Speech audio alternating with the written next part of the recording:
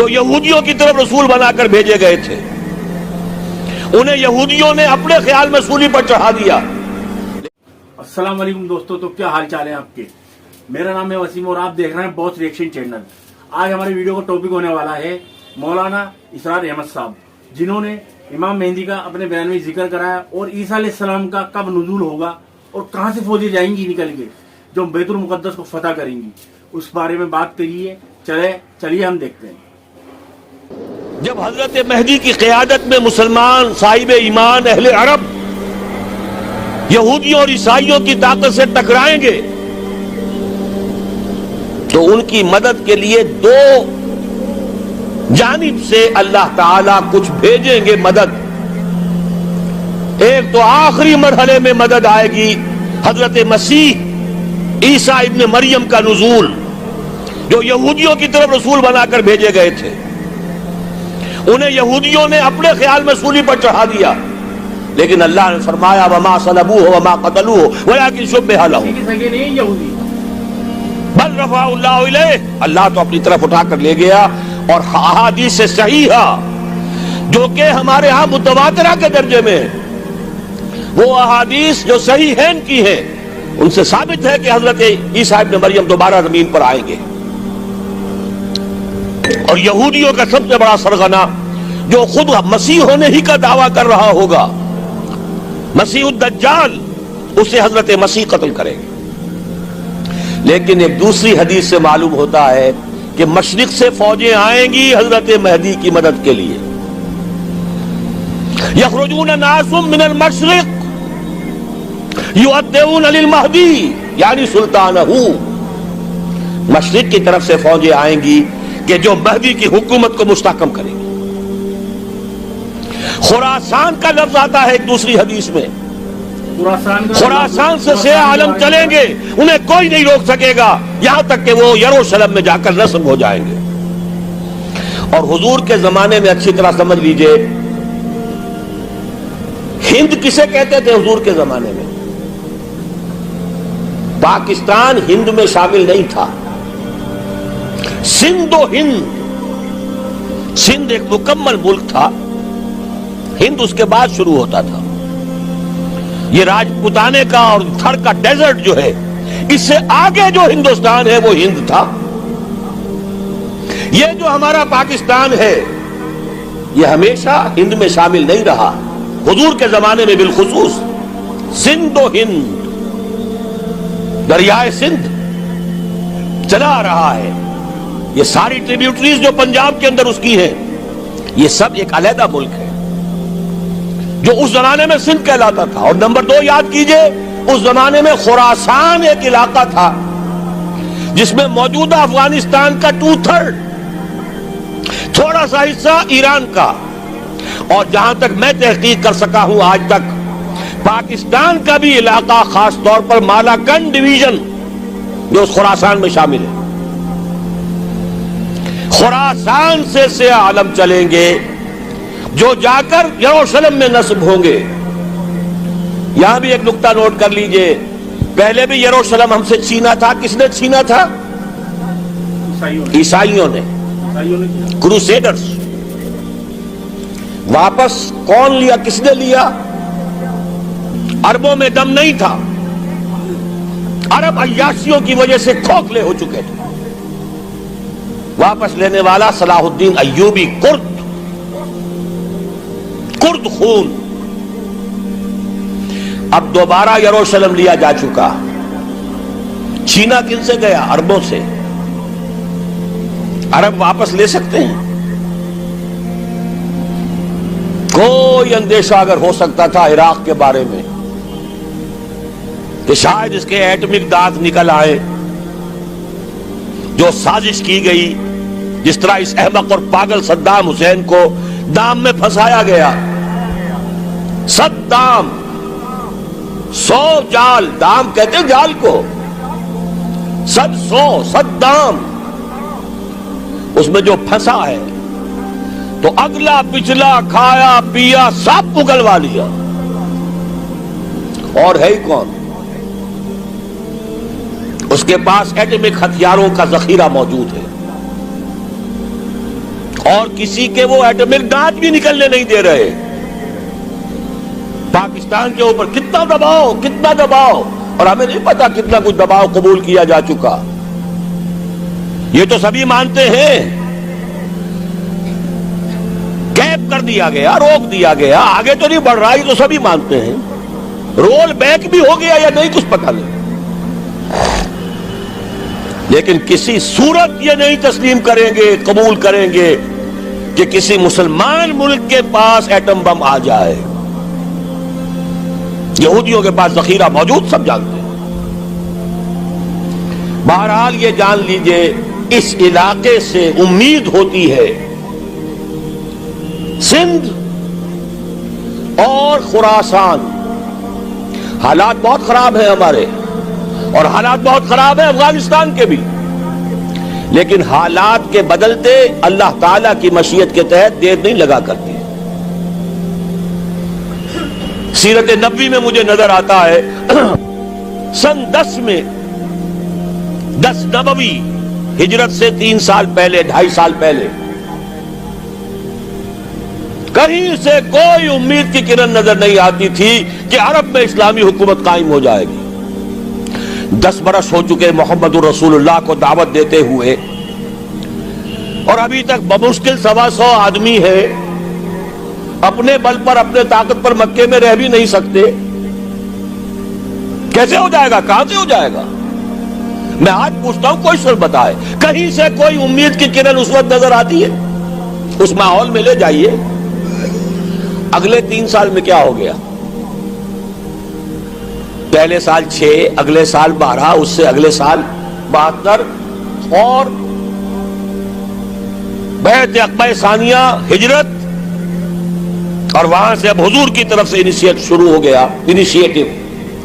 تو ہم نہیں کہہ سکتے. اللہ تعالیٰ کی قدرت, اللہ کی مشیت. یہ یقین ہے کہ دنیا کے خاتمے سے پہلے نظام خلافت قائم ہوگا, اور تمام دنیا میں ہوگا. ظاہر ہے کہیں پہلے کسی ایک جگہ سے ہوگا, جیسے حضور کے زمانے میں ہوا. اگر بیک وقت پوری دنیا میں ہو سکتا تو حضور کے دست مبارک سے ہوتا. اگر حضور کے دست مبارک سے بھی ایک ملک میں ہوا, جزیرہ نما عرب میں ہوا, پھر حضور کے امتی ہیں نا, ابو بکر ہے, عمر ہے, عثمان ہے, صحابہ کرام کی فوجیں نکلی ہیں, امتی ہیں. امتیوں کے ہاتھوں اس کی توسیع ہوئی. اب بھی یہی ہوگا, کسی ایک علاقے میں ہوگا. میرا گمان ہے, میں یہ یقین سے نہیں کہہ سکتا. گمان بھی میرا ان احادیث کی روشنی میں ہے جو میں نے آپ کو بتا دی, اور موجود ہے اس کتابچے کے اندر. علامہ اقبال نے بھی انہی کے حوالے سے کہیں کہا ہے, میرے عرب کو آئی ٹھنڈی ہوا جہاں سے, میرا وطن وہی ہے, میرا وطن وہی ہے. اس علاقے سے کچھ ہونے والا ہے اور ہوگا انشاءاللہ. میری زندگی میں نہ ہو, آپ کی زندگی میں نہ ہو, کوئی پرواہ نہیں. حضرت حمزہ تو شہید ہو گئے غزوہ احد میں. 5 سال کے بعد حضور مکے میں داخل ہوئے ہیں فاتح کی حیثیت سے. حضرت حمزہ کی نگاہوں نے, ان آنکھوں نے تو نہیں دیکھا, عالم ارواح میں اللہ نے کیا مشاہدہ کرایا ہوگا انہیں, وہ تو ہمیں معلوم نہیں. بعض صحابہ شہید کر دیے گئے مکے ہی میں. بہت بڑی کامیابی. اپنی جان لگا دیں, اپنے آپ کو کھپا دیں, اپنے آپ کو مٹا دیں.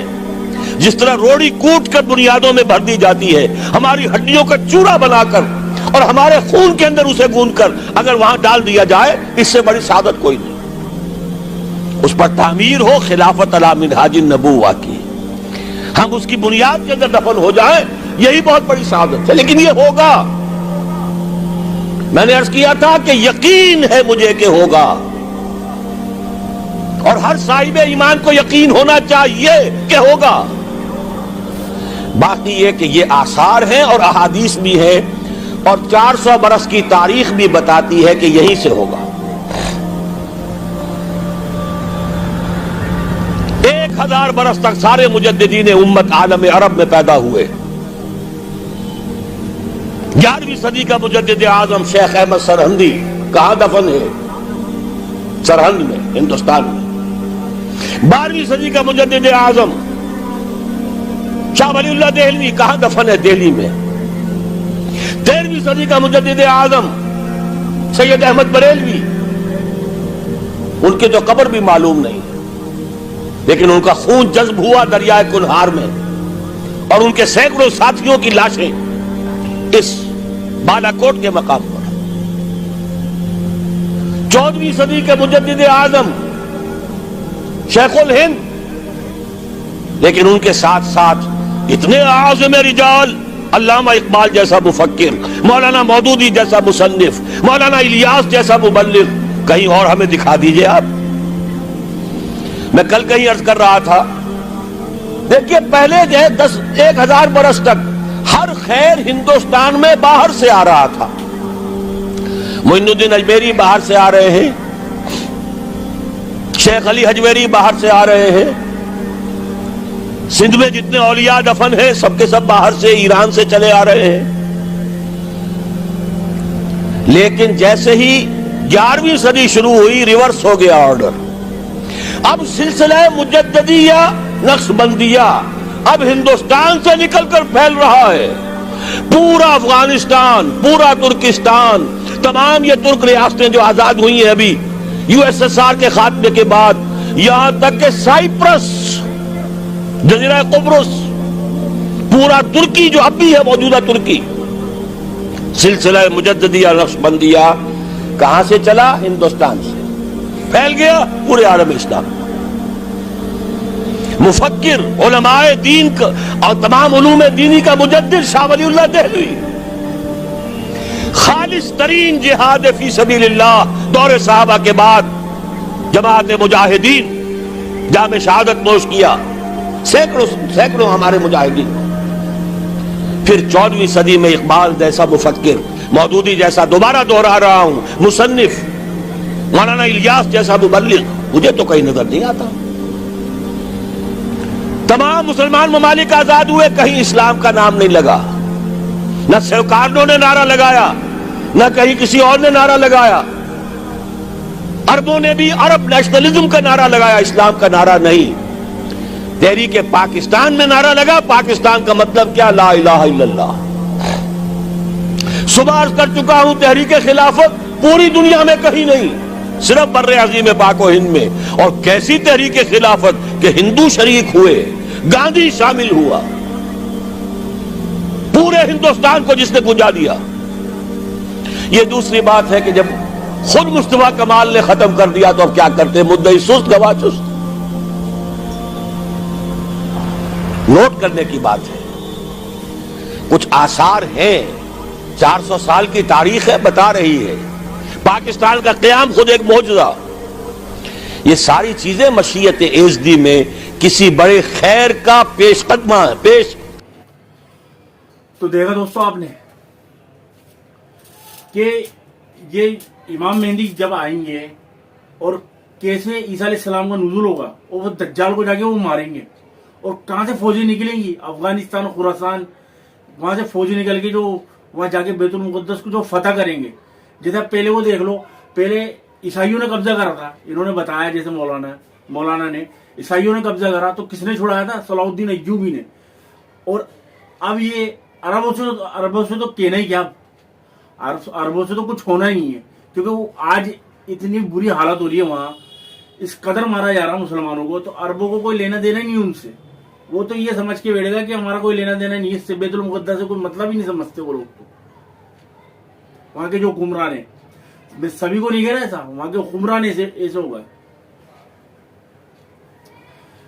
تو اس وقت جا کے قبضہ لیا جائے گا ان سے، ان کو بھگایا جائے گا، ان کو مارا جائے گا۔ پھر مطلب اس زمانے کی سوچ کے اگر ان کو یہ آج یوں نہیں بیٹھ جانا چاہیے کہ چلو وہ اس زمانے میں وہ ہوگا تو آج ظلم ہونا، تو ہمارا آج بھی بولنا ضروری ہے ایسی۔ تو چلیے اس ویڈیو کو ہم یہی کرتے ہیں سماپت، ہم ملیں گے آپ سے نیکسٹ ویڈیو میں۔ کومنٹ کریں، لائک کریں اور سبسکرائب کریں، زیادہ سے زیادہ شیئر کریں۔